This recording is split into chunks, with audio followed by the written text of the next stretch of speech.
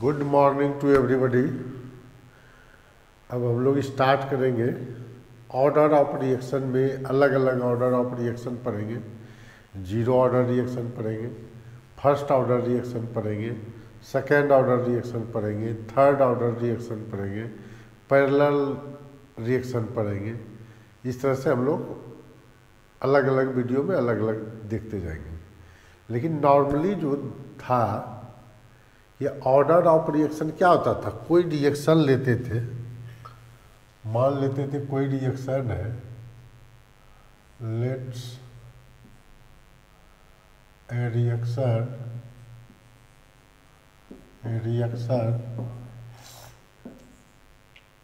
2A + 2B = product. इसका rate law जो हम लोग लिखते थे, रेट लॉ मतलब रेट लॉ एक्सप्रेशन क्या होता था, ये फुल्ली एक्सपेरिमेंटली डिटरमाइंड है। जब फुल्ली एक्सपेरिमेंटली डिटरमाइंड है तो हम लोग इसको मान लेना पड़ता है कि A पर पावर x, B पर पावर y कौन ऑर्डर में है ये मुझे पता नहीं होता है। A किस ऑर्डर में है, B किस ऑर्डर में है, नहीं। तो इस तरह से उसमें पता नहीं चलता है कि कौन ऑर्डर में है। तो इस तरह से हम लोग जो देखेंगे order of zero order reaction. Order of reaction क्या है, फुल्ली एक्सपेरिमेंटल वैल्यू होता है। ऐसा नहीं कि इसको देख करके पहले जो उर्वरक दिए थे कि रेट लॉ एक्सप्रेशन क्या था, directly proportional to reactant raise to the power its coefficient. तो वो स्पेसिफिक किसी में मिलता था, सब में तो वैलिड नहीं हुआ। तो हम लोग क्या देखें, सब जो वैलिड है वो सिर्फ किसके लिए वैलिड है, एक्सपेरिमेंटल वैल्यू के लिए वैलिड है। एक्सपेरिमेंटल डाटा से हम लोग डिटरमाइन कर पाते हैं कि कौन ऑर्डर रिएक्शन है। तो हम लोग जो अब ये तो हो गया ऑर्डर ऑफ रिएक्शन। इसके लिए ऑर्डर ऑफ रिएक्शन लिखेंगे तो क्या लिखेंगे, ऑर्डर ऑफ रिएक्शन लिखेंगे। इसके लिए तो क्या लिखेंगे, सम ऑफ द पावर तो वही है x + y हो जाएगा, ठीक है। तो अब हम लोग पढ़ते हैं ऑर्डर ऑफ रिएक्शन यही है। तो ऑर्डर ऑफ रिएक्शन में क्या देखे थे, निगेटिव भी होता है, पॉजिटिव भी होता है, फ्रैक्शन में भी होता है। तो हम लोग जो है आज पढ़ेंगे जीरो भी होता है। तो सबसे पहले पढ़ेंगे जीरो ऑर्डर रिएक्शन। सबसे पहले पढ़ेंगे हम लोग जीरो ऑर्डर रिएक्शन। इसको लिख लीजिए, तब जीरो ऑर्डर रिएक्शन शुरू करते हैं। यहाँ दे दीजिए heading order of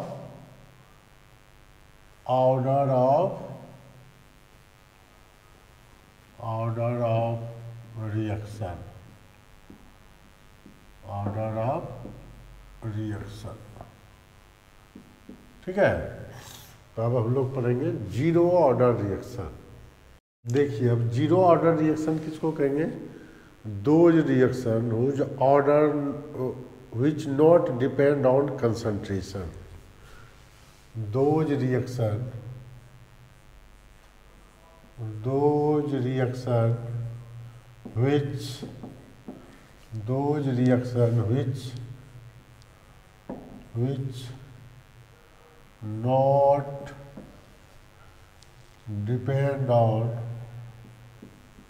which not depend on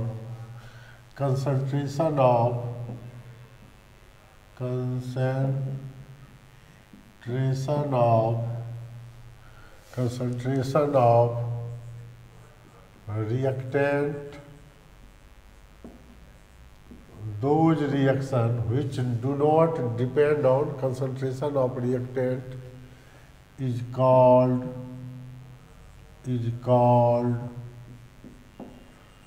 zero order reaction. Zero order reaction, ठीक है। कहता है those reaction which not depend on concentration of reactant is called zero order reaction. तो जीरो ऑर्डर रिएक्शन का मतलब क्या हुआ, कोई रिएक्टेंट ए है, कोई रिएक्टेंट अगर ए है, ए से प्रोडक्ट बनता है, तो इसका जो रेट होगा, रेट लॉ क्या हो जाएगा, के ए पर पावर 0, मतलब कंसंट्रेशन पर डिपेंड ही नहीं किया। मतलब रेट जो होगा, रेट को अगर आर से डिनोट करते हैं, तो रेट जो होगा आपको क्या हो जाएगा, के इक्वल हो जाएगा। रेट क्या होगा, के इक्वल हो जाएगा। नहीं, इसको कहेंगे जीरो ऑर्डर रिएक्शन। तो जीरो ऑर्डर रिएक्शन का कुछ एग्जाम्पल होगा ना।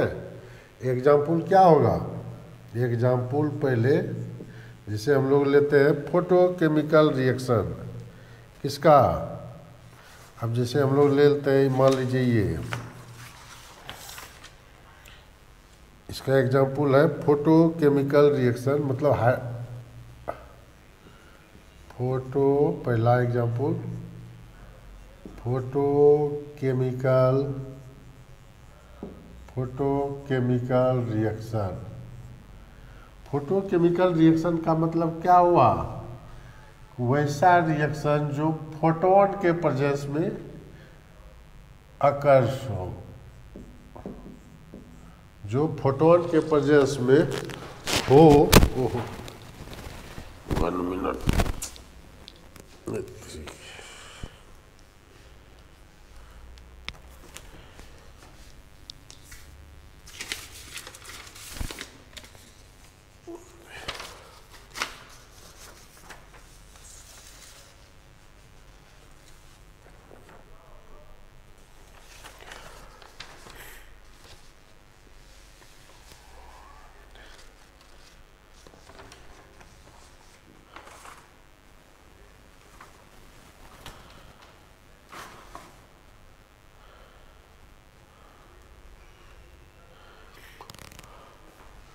हाँ, तो क्या बता रहे थे,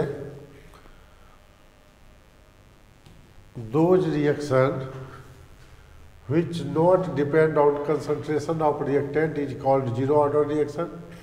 तो जिसे हम लोग ले लेते हैं कोई रिएक्शन ए से प्रोडक्ट बना, तो इसका रेट लॉ होगा के ए पर पावर 0, मतलब ये कंसंट्रेशन पर डिपेंड ही नहीं किया। और इसका रेट लॉ जो होगा, आर रेट क्या हो जाएगा, कांस्टेंट के इक्वल हो जाएगा ना। अब देखिए इसके अंदर आएगा कौन, फोटोकेमिकल रिएक्शन। जैसे हम लोग लेते हैं H2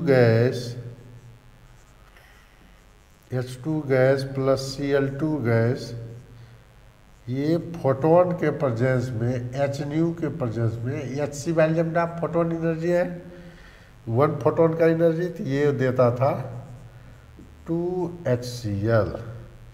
ये किसका एग्जाम्पल हो गया, इसमें जो रेट डिपेंड करता है, किस पर डिपेंड करता है, इसका रेट लिखिएगा R इक्वल टू क्या हो जाएगा, के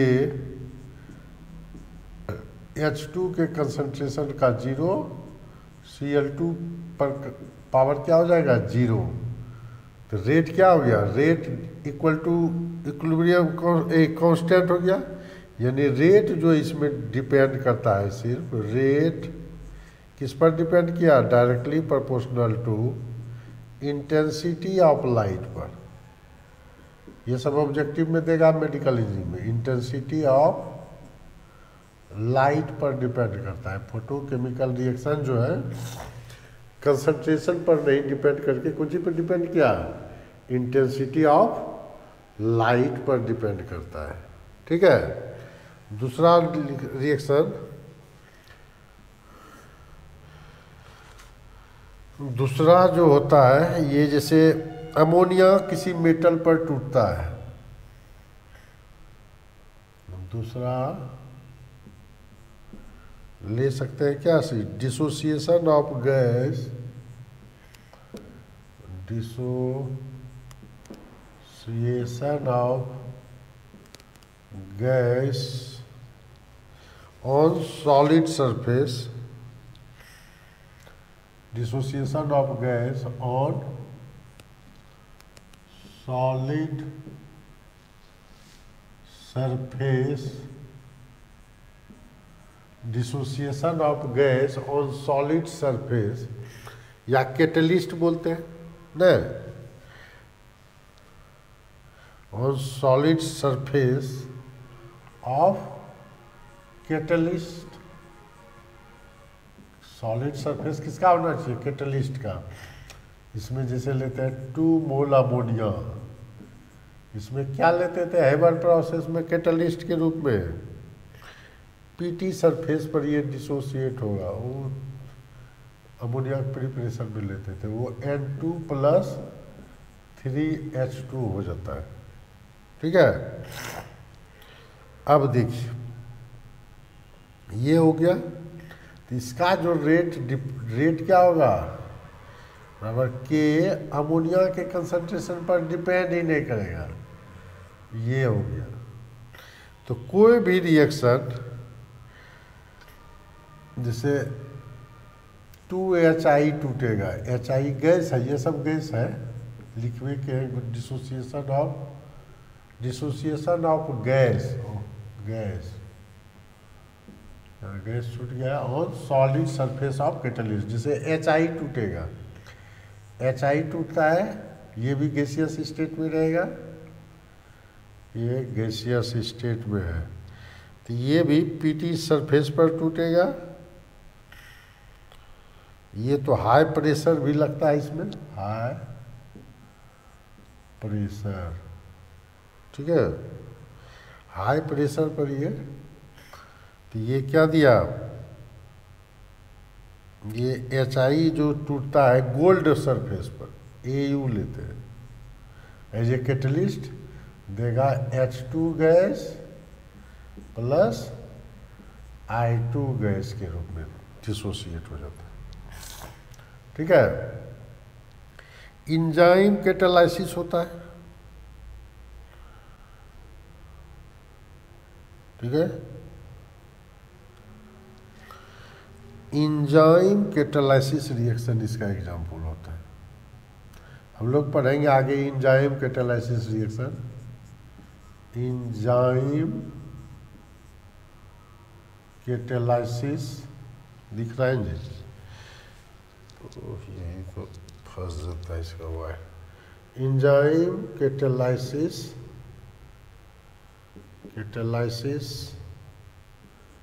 रिएक्शन भी इसका एग्जाम्पल है। ठीक है, इंजाइम कैटालाइसिस रिएक्शन है इसका एग्जाम्पल। और क्या हो सकता है, और हो सकता है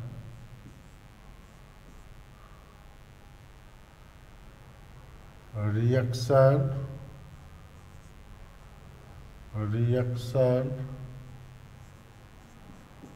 ऑफ एसीटोन एंड ब्रोमीन। ये भी रिएक्शन जो है क्या है, जीरो ऑर्डर रिएक्शन। ठीक है, ये सब एग्जाम्पल जो है किसका है, जीरो ऑर्डर रिएक्शन का है। ठीक है, याद रखिएगा ये फोटोकेमिकल, जितना भी फोटोकेमिकल रिएक्शन होगा सब जीरो ऑर्डर होगा। कोई भी गैस किसी मेटल सरफेस यानी कैटलिस्ट के सरफेस पर डिसोसिएट होता है तो वो भी जीरो ऑर्डर रिएक्शन होता है। जैसे अमोनिया और HI टूटा, एंजाइम कैटालाइसिस, एसीटोन और ब्रोमीन का रिएक्शन, ये सब क्या होता है, जीरो ऑर्डर रिएक्शन होता है। ठीक है, अब हम लोग पढ़ेंगे रेट एक्सप्रेशन। अब देखिए, let us consider a reaction, let us consider a reaction, zero order है, क्या लिखेंगे, ए से बना प्रोडक्ट, ए से बना प्रोडक्ट, तो रेट क्या लिखेंगे, रेट इक्वल टू के ए पर पावर 0। अब देखिए रेट को अदर वे में क्या लेते थे? अगर इसका रेट लेते थे तो माइनस dA/dt लेते थे, याद है? रेट को हम लोग दूसरा वे में लिखते थे, माइनस dA/dt, और ये होता था k, ये तो 0 है। अब देखिए, और माइनस डी, अब इसको ले लीजिए, माइनस हटाइए, dA बराबर माइनस k/dt हो जाएगा, k/dt हो जाएगा। अब when t बराबर 0 रहा होगा तो a बराबर a0 था, है? अब ये रहने दीजिए। अब इंटीग्रेशन दोनों तरफ कीजिए, इंटीग्रेटिंग बोथ साइड,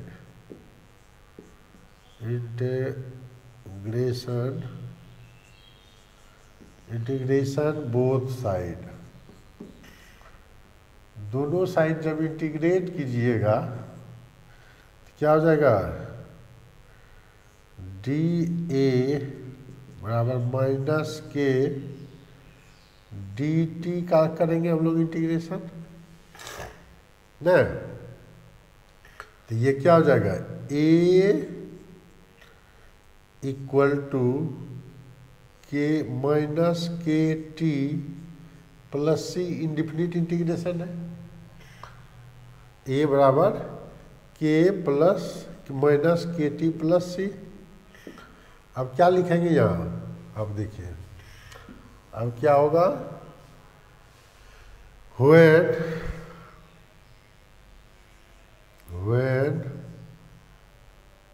t बराबर 0, तो a बराबर क्या रहा होगा? a0, नहीं? when t बराबर 0 तो a बराबर a0, when t बराबर t तो a बराबर रहा होगा a। आफ्टर टाइम t पर इनिशियल कंसंट्रेशन इसका कितना होगा? a नॉट, t बराबर 0 पर। अब देखिए, अब t बराबर 0 तो यहाँ पुट कर दीजिए, क्या हो जाएगा? a बराबर a0, नहीं? इसको अपने, ये तो अपने हो जाएगा, रहने दीजिए, ये इसको when t बराबर 0 तो a बराबर क्या हो जाएगा? a0। देखिए, when t बराबर 0 तो क्या लिखेंगे यहाँ? a इक्वल टू 0 हो जाएगा, ये यहाँ मल्टीप्लाई करेंगे तो प्लस सी, तो ये a0 है, इनिशियल कंसंट्रेशन a0, तो c बराबर क्या हो गया? a0 हो गया। Putting the value of c, putting the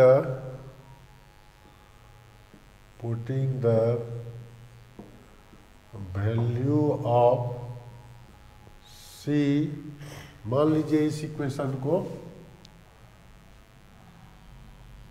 पहला, दूसरा, इसको मान लीजिए third, putting the value of c in equation third, in equation third में अगर पुट कर दें तो क्या हो जाएगा? देखिए, c के जगह क्या लिख दें? a इक्वल टू माइनस के टी प्लस a नॉट हो गया। तो a बराबर क्या हो गया? यही हो गया, a बराबर नहीं हो गया? a बराबर a नॉट माइनस के टी, a बराबर हो गया a नॉट माइनस के टी। ये आपको एक्सप्रेशन मिल गया, यही फर्स्ट लॉ का एक्सप्रेशन। तो वेयर क्या क्या है? Where a naught is initial concentration,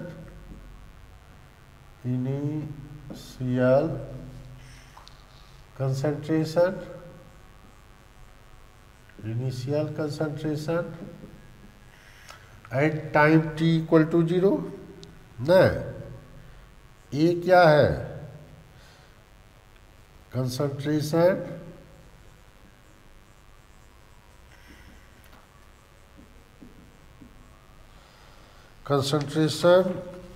at any time या रिमेनिंग, ये तो क्या है, बचा हुआ होगा। कंसंट्रेशन है एट एनी टाइम, इसको रिमेनिंग कंसंट्रेशन भी बोलेंगे, बचा हुआ, remaining concentration.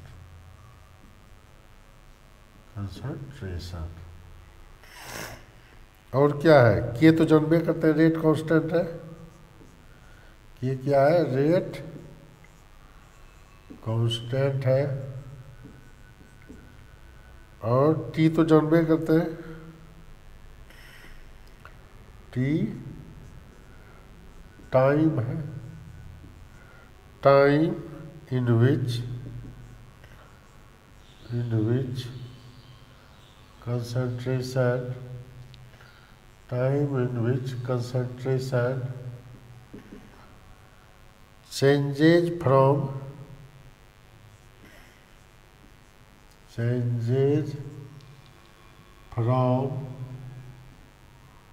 A naught to A, इसी टाइम में ना A नॉट इनिशियल कंसंट्रेशन से A चेंज हुआ ने।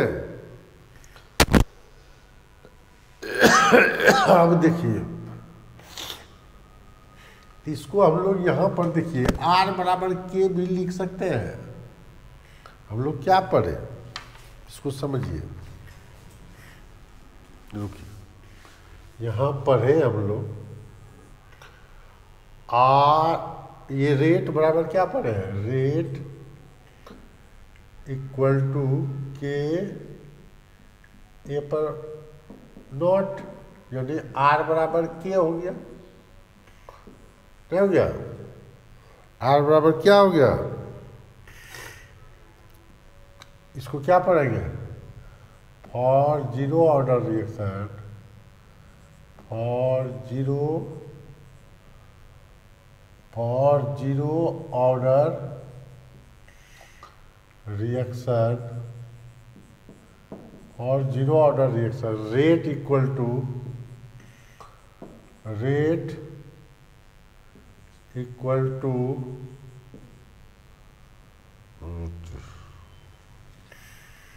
For zero order reaction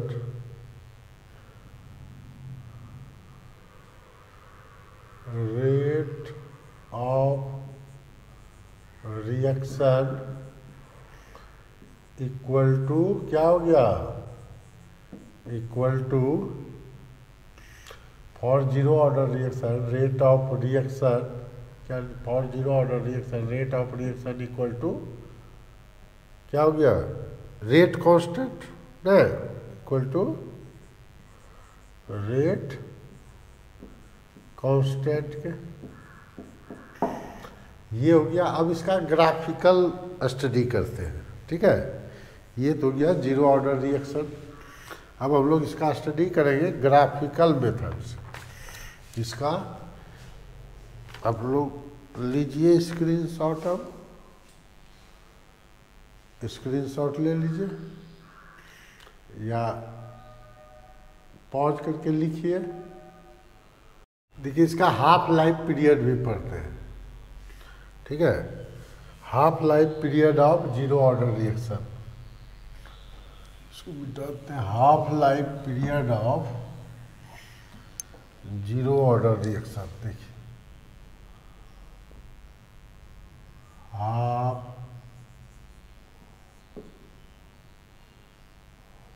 life period of zero order reaction, zero order reaction,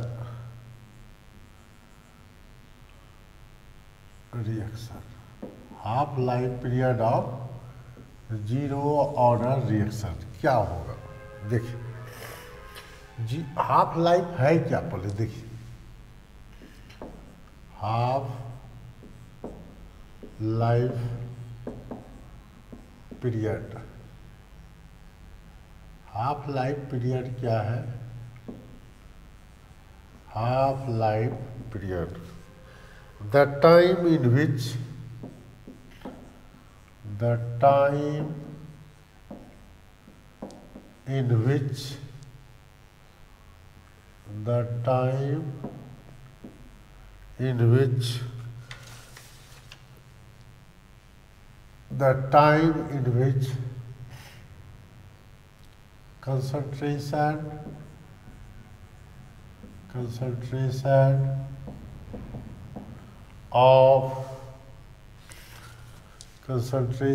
of reactant becomes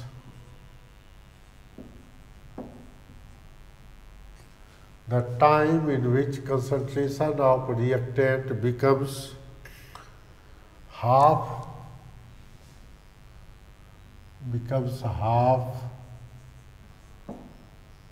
और इसको लिख सकते हैं और 50% completed, 50%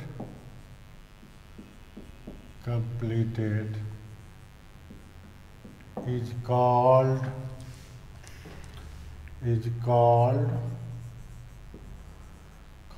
half life period, is called half life period। तो हम लोग क्या पढ़े, हाफ लाइफ पीरियड का क्या हुआ? व्हेन टी हो जाए टी हाफ, देन क्या हो जाएगा? देन ए इक्वल टू हो जाएगा A0/2, यही ना होगा? इनिशियल कंसंट्रेशन का हाफ हो जाएगा, ये तो रिमेनिंग कंसंट्रेशन है, A0/2 हो जाएगा। ठीक है, अब पुट कीजिए हाफ लाइफ इक्वेशन में। क्या था मेरा equation?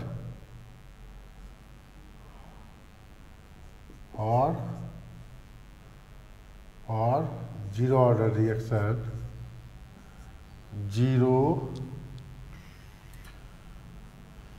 For zero order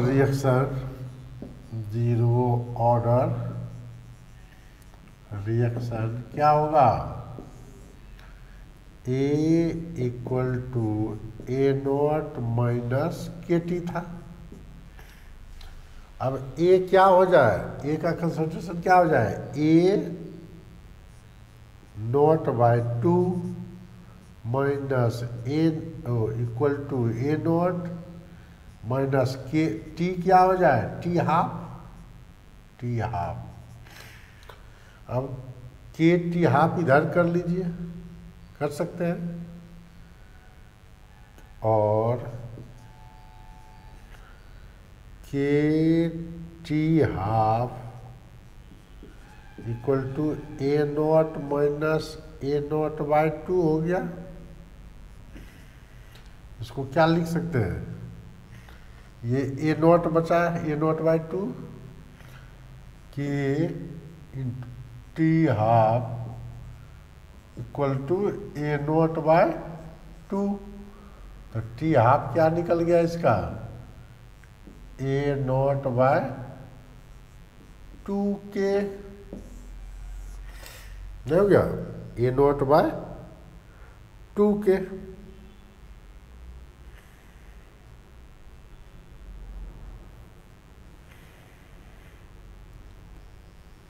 clear हो गया? तो ये हो गया आपका जीरो ऑर्डर का T हाफ। अब हम लोग ग्राफ पढ़ते हैं, graphs of zero order reaction. इसका लीजिए स्क्रीनशॉट। इसमें देखिए, इसका मतलब क्या हो गया? T half directly proportional to initial concentration. T half of zero order reaction जो होगा क्या होगा, इनिशियल कंसंट्रेशन के डायरेक्टली प्रोपोर्शनल हो गया, नहीं हो गया, ये है। अब हम लोग पढ़ेंगे graphical representation of zero order reaction. हम लोग इसको पढ़ेंगे graphical representation of zero order reaction. इसका स्क्रीनशॉट लीजिए। देखिए सबसे पहले हम लोग पढ़े जीरो ऑर्डर रिएक्शन के लिए क्या पढ़े, रेट इक्वल टू के ए पर पावर 0, यही पढ़े थे। यानी आर इक्वल टू के था ना, यानी रेट जो है इनिशियल कंसंट्रेशन पर डिपेंड नहीं करता है। तो ये क्या हो जाएगा कि अगर रेट लेते हैं, कट सकता है 1 मिनट, अगर इधर रेट लेते हैं, इधर कंसंट्रेशन लेते हैं, इधर रेट लेते हैं, तो ये क्या हो जाएगा, ये ऐसे हो जाएगा, स्ट्रेट लाइन हो जाएगा।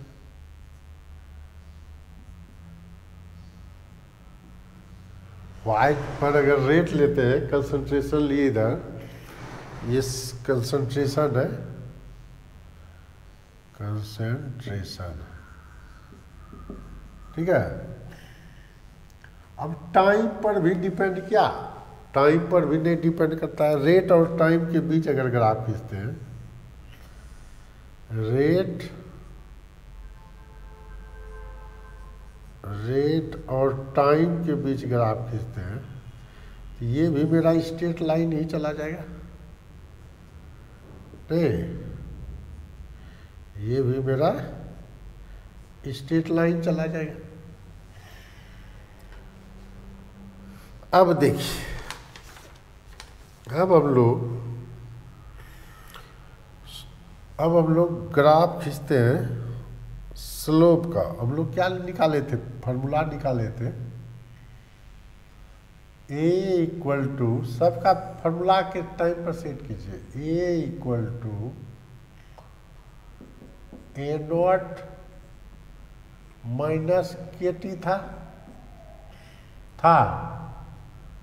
इसको लिख सकते हैं ए इक्वल टू माइनस के टी प्लस ए नॉट, लिख सकते हैं, नहीं। अब क्या होगा, ये y equal to M x plus C है, एम एक्स प्लस सी जैसा, नहीं, y equal to M x plus सी।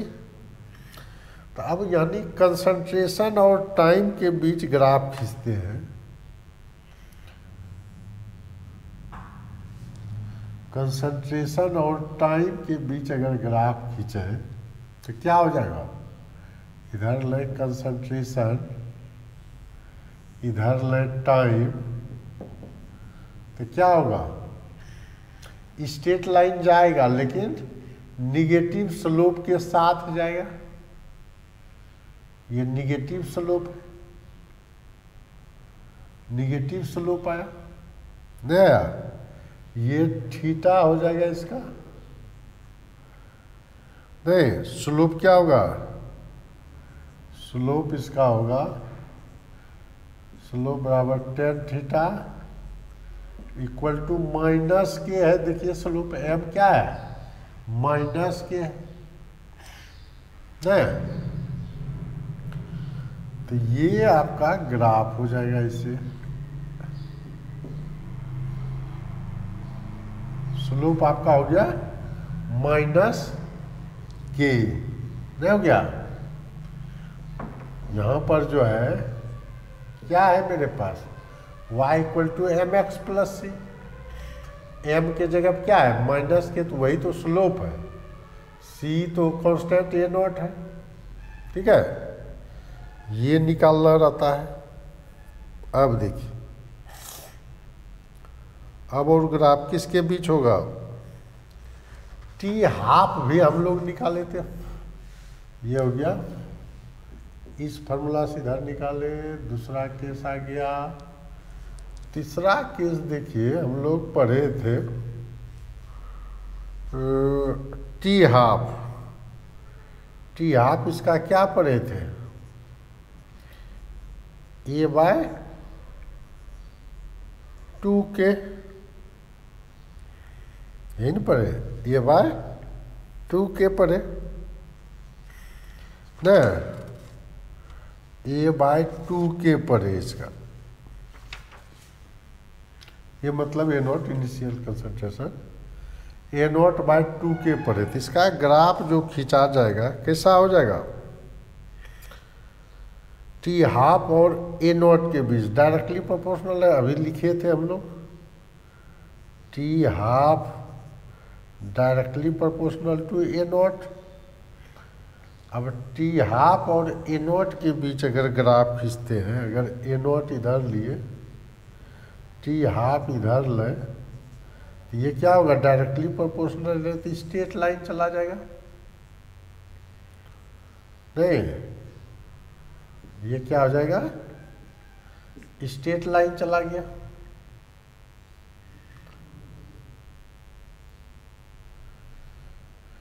ये ग्राफ हो गया। और किसके बीच हो सकता है,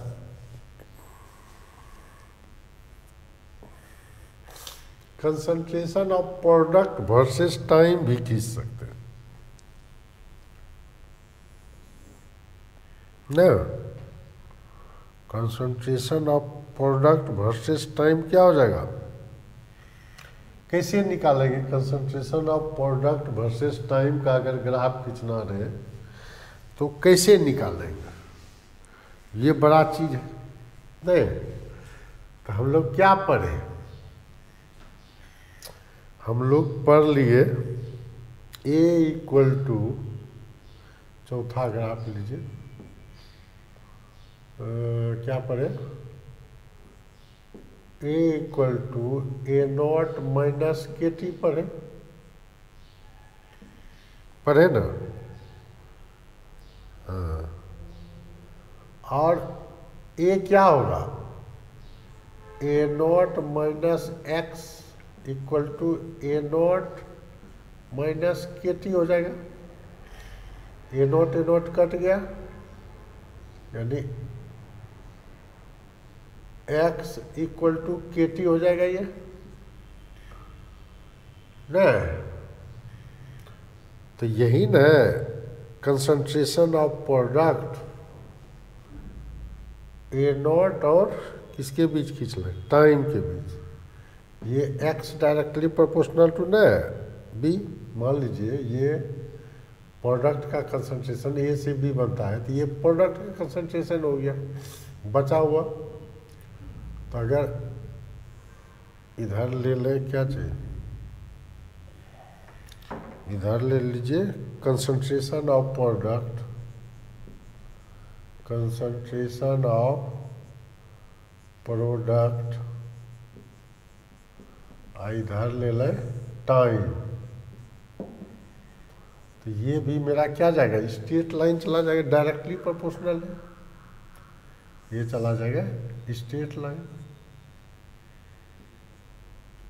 एक्स पर टाइम रखें, वाई ये रखें, तो ये भी मेरा क्या जाएगा, डायरेक्टली प्रोपोर्शनल जाएगा ना।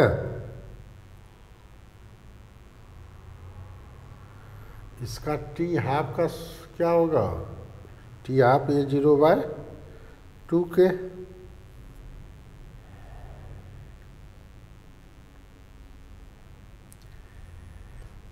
तो y बराबर mx प्लस सी, इसका स्लोप क्या हो जाएगा, बाय द वे स्लोप पूछ दिया तो y बराबर mx half a0 y equal to mx plus C, तो c यहाँ क्या हो जाएगा जी, 1/2k हो जाएगा ना, स्लोप हो जाएगा 1/2k इसका, ये स्ट्रेट लाइन चला जाएगा ग्राफ। तो ये हो गया ग्राफिकल रिप्रेजेंटेशन, ठीक है। हम लोग देख लिए रेट का इनिशियल यही था, फिर निकाले रेट इक्वेशन, तो y बराबर एम एक्स प्लस सी निगेटिव स्लोप के साथ है, तो ये इस डायरेक्शन में गया। हाफ लाइफ के लिए निकाल लिए और उस कंसंट्रेशन ऑफ प्रोडक्ट और जो इधर उधर घटा वही न उधर आगे जाके बढ़ता है, बनता है। एक्स मेरा क्या है, जिसे लेते हैं ए से, यहाँ देखिए ऐसा न कन्फ्यूजन हो, ये क्या हो गया, ए से बनता है प्रोडक्ट, तो ये अगर ए नॉट है इनिशियली तो ये 0 है, ए नॉट माइनस एक्स है तो यही न एक्स है, तो एक्स मेरा क्या हो गया, प्रोडक्ट का कंसंट्रेशन, और टाइम डायरेक्टली प्रोपोर्शनल है नहीं, ये नॉट, यहाँ कन्फ्यूजन नहीं हो रहा है, ये जो है प्रोडक्ट का कंसंट्रेशन एक्स है और टाइम के बीच खींच लिए। तो ग्राफ के लिए आपको ये इक्वेशन थोड़ा आइडिया होना चाहिए। अब हम लोग देखते हैं इस पर न्यूमेरिकल, नहीं इसका ले लीजिए स्क्रीनशॉट। देखिए कहता है फॉर ए रिएक्शन ए से प्रोडक्ट बन रहा है, ए से क्या बन रहा है, प्रोडक्ट।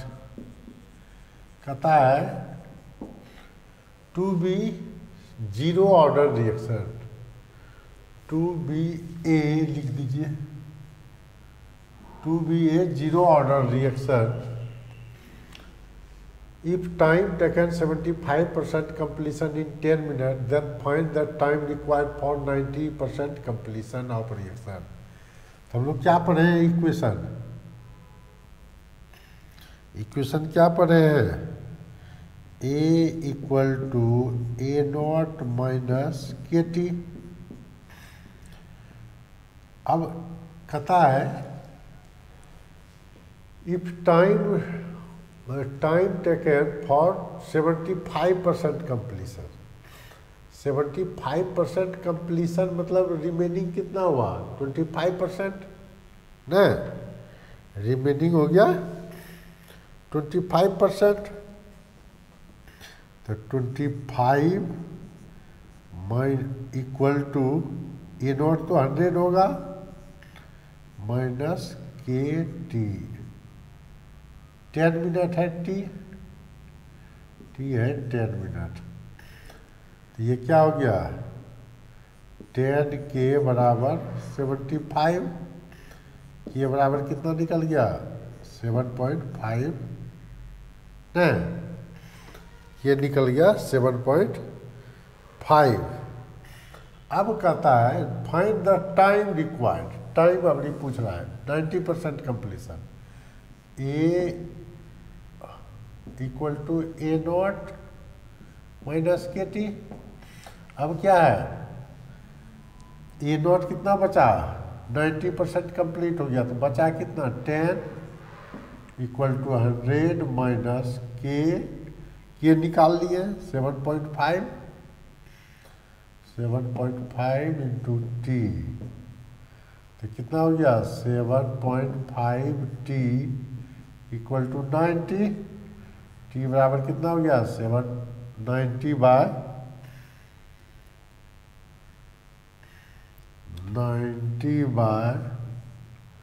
7.5 न, तो ये मान लीजिए उड़ा दिए तो 10 चला गया, अब ये हो गया 900 बाय 75, ये 3 से कट गया, 36 से कट गया न, और ये 12 यानी 12 मिनट लगा, 12 मिनट में 90% कंप्लीट हो गया, नहीं हो गया। कहता है ए रिएक्शन ए से प्रोडक्ट बन रहा है, to B A 0 order reaction if time taken for 75% completion in 10 minute. Initial तो 100 होता है और 75% कंप्लीट हो गया, तो ए क्या था रिमेनिंग, रिमेनिंग तो मेरा 25 में बचा, ये निकाल लिए के निकाल लिए हम लोग, रेट कांस्टेंट 7.5। अब इस रेट कांस्टेंट का वैल्यू सेकेंड इक्वेशन में पुट कर दिए फॉर 90% कंप्लीशन ना, ये हो गया फॉर 70% कंप्लीशन, वो हो गया फॉर 90% कंप्लीशन। अब 90% कंप्लीट हो गया तो ये कितना बचा है, ये नॉट माइनस एक्स, तो 10 बचा। ठीक है, तो लीजिए इसका स्क्रीनशॉट देखिए। कहता है फॉर ए रिएक्शन ए से प्रोडक्ट बन रहा है, reaction to B A zero order, लगा दिया कंडीशन जीरो ऑर्डर का है। It takes 5 minute for 50% completion, find the time required for 25% completion. तो हम लोग क्या जानते हैं equation, for zero order reaction, zero order reaction हम लोग क्या पढ़े हैं, A equal to A not minus के टी। फर्स्ट केस में क्या कर रहा है, टाइम 50%, ए नॉट क्या रहता है, ए नॉट 100 रहता है हमेशा, तो ए कितना हो जाएगा 100 माइनस 50, यानी 50% बचा।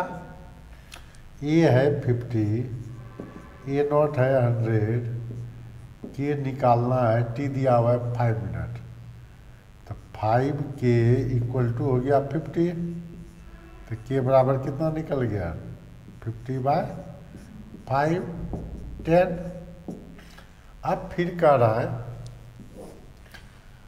ए नॉट तो होगा 100 ही, कहता है find the time required for 25% completion, तो ए बराबर क्या हो जाएगा 100 माइनस 25, रिमेनिंग हो गया 75। अब पुट कीजिए फिर, A equal to A not minus के टी होता है ना, ए नॉट माइनस के टी। अब ए कितना है मेरा 75 है, ए नॉट कितना है 100 है, के कितना निकाल लिए हैं 10, टाइम निकालना है, तो 10 टी इक्वल टू कितना हो गया 100 माइनस 75, तो टी बराबर क्या हो जाएगा 25/10, 2.5 मिनट लगेगा इसको 25% कंप्लीट होने में। बहुत आसान है, यूनिटरी मेथड से भी बना सकते हैं ना, यूनिटरी मेथड से भी बना सकते हैं कि 50% के लिए लगा 5 मिनट, तो 25% के लिए 2.5 लगेगा। आसान क्वेश्चन है, ठीक है, इसका लीजिए स्क्रीनशॉट, इजी रहेगा क्वेश्चन। देखिए अगर पहले से कोफिशिएंट इक्वेशन में दिया हुआ हो और जीरो ऑर्डर रिएक्शन हो तो हम लोग क्या लेते थे, देखिए समझिएगा बात को। हम लोग पहले लेते थे कि रेट क्या होता था, मेरा रेट होता था के ए पर पावर 0, यही लेते थे। और अब इस इक्वेशन के लिए 4a से प्रोडक्ट बन रहा है, रेट जो लगे तो वहाँ इक्वेशन इसके लिए क्या होता था, देखिए इसको बढ़िया समझिए। जैसे पहले लेते थे हम लोग क्या चीज़ लेते थे, ए से प्रोडक्ट, तो आर बराबर लेते थे के ए पर पावर 0, और रेट को क्या लिखते थे minus d a by d t बराबर के लिख देते थे, ई पर तो पावर 0 है। अब देखिए अब क्या हो गया, 4a दे दिया है, ये 4a से प्रोडक्ट दे दिया, रेट तो उसका लिख 0 ऑर्डर है, तो रेट तो यही होगा के ए पर पावर 0 ही होगा, लेकिन आर जो होगा दूसरे तरफ जो लिखते हैं क्या लेते थे, कोफिशिएंट डिवाइड करते तो 1/4 d a by d t लेंगे, अब इक्वल टू के लेंगे। अब देखिए तो क्या हो जाएगा, तो minus d a by d t बराबर हो गया 4K, हो गया 4K हो गया, 4K हो गया, ठीक है। देखिए यहाँ क्या हो रहा है, अब ये 4K हो गया, तो जैसे इंटीग्रेशन लेते थे ले लीजिए, इसको लिख सकते हैं माइनस डी ए बराबर 4K डी टी, इसको इंटीग्रेट कर दीजिए, नहीं इसको ले लेते हैं d a equal to minus 4K minus 4K d t. अब इंटीग्रेटिंग बोथ साइड कीजिए, जैसे करते थे, अब इतना लिखने का जरूरत नहीं है। डी ए माइनस 4K तो आ जाएगा बाहर, कांस्टेंट है 4K डी टी का, तो ये लेते थे, ये बराबर क्या होता था, ए बराबर माइनस 4K टी प्लस सी, वैन क्या लिए थे, वैन टी बराबर 0, तो ए बराबर होता था ए नॉट, तब क्या हो जाएगा, ए नॉट इक्वल टू सी हो जाएगा, ये तो टर्म 0, तो अब क्या लिख सकते हैं, putting the value of C, putting the value of C, value of C, तो क्या हो जाएगा, A equal to minus 4K T plus A not, अब क्या हो गया, A equal to A not minus 4K T हो गया। पहले भी के टी होता था, यहाँ अब खाली क्या चीज़ से मल्टीप्लाई हो गया, यही 4 से, और तो कुछ नहीं हुआ है ना। 4K टी सॉरी, कहता है find the concentration of A after time T, तो यही निकल गया, हाफ लाइफ निकालना है। हाफ लाइफ क्या पढ़े थे, टी हाफ बराबर पढ़े थे हम लोग, क्या चीज़ पढ़े थे, ए नॉट बाय 2K पढ़ते थे, ए नॉट बाय 2K। अब यहाँ पर क्या हो जाएगा, A not bye 2 into 4K हो जाएगा ना, तो ए नॉट बाय 8K हो गया। इसका मतलब क्या हुआ, के जो लेंगे हम लोग, के रिएक्टेंट का इक्वल टू क्या हो जाएगा, के रिएक्शन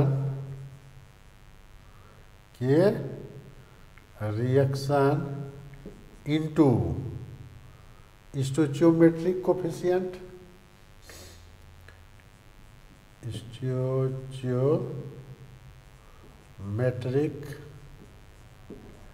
कोएफिशिएंट हो गया, कोएफिशिएंट,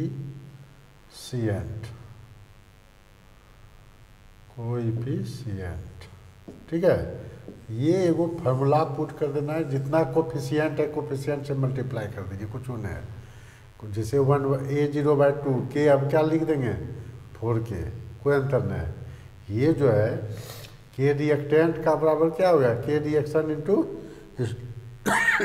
स्टोइचियोमेट्रिक कोफिशिएंट हो गया, कुछ अंतर पड़ा, डायरेक्ट ये इसको याद रख लेना है खाली। अब मतलब जितना कोफिशिएंट होगा सब में उतना से मल्टीप्लाई कर देना है, कुछ अंतर नहीं पड़ना है, ठीक है। और एक देखते हैं, अब देखिए इस बार कोफिशिएंट क्या हो गया, 7/2A हो गया ना, तो हम लोग पढ़ ले ही है, ए बराबर ए निकालना है, ये बराबर क्या होता है, ए नॉट माइनस के टी। तो ए नॉट के जगह पर अब क्या पुट कर देंगे, 7/2। तो ए बराबर क्या हो जाएगा, ए नॉट माइनस 7/2 के टी हो गया। टी हाफ इसका क्या हो जाएगा, टी हाफ क्या होता था, ए नॉट बाय 2k। तो 2k की जगह क्या लिख देंगे, 7/2 के कोफिशिएंट से मल्टीप्लाई, 2 कट गया, ए नॉट बाय 7k हो गया। ये हो जाएगा, यही कितना आसान है, कोफिशिएंट से सिर्फ क्या करना होता है, मल्टीप्लाई कर देना होता है। ठीक है, तो ये स्पेशल टाइप का है, थोड़ा इसको देख लीजिएगा। ये सब मेन में दे सकता है, आईआईटी एडवांस में भी दे सकता है, ये ऑब्जेक्टिव में, आईआईटी एडवांस में भी। ऐसे तो ये बोर्ड में कभी आज तक नहीं पूछा है, बोर्ड में पूछेगा भी नहीं। ये सब आपको पूछ सकता है आईआईटी मेन या एडवांस में, या मेडिकल में भी हाई लेवल का, जैसे एम्स वगैरह में ये सब दे सकता है। ऐसा नहीं होगा कि बोर्ड में ये सब नहीं देगा। ठीक है, तो ये हो गया आपका। इस तरह से हम लोग जीरो ऑर्डर रिएक्शन को कंप्लीट कर लिए। अब हम लोग नेक्स्ट वीडियो में देखेंगे फर्स्ट ऑर्डर रिएक्शन, फिर देखेंगे सेकेंड ऑर्डर रिएक्शन। अच्छा, रेट कांस्टेंट, इसका रेट कांस्टेंट का यूनिट निकाले थे। अच्छा, पहले इसका ले लीजिए। अच्छा,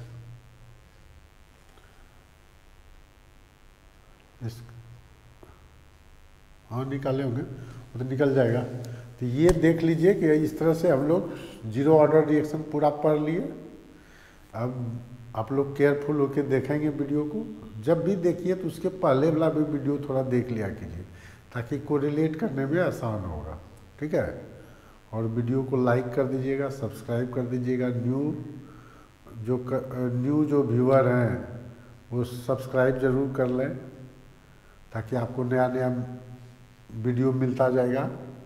और अपने फ्रेंड में लिंक ज़रूर शेयर कर दें। Thank you.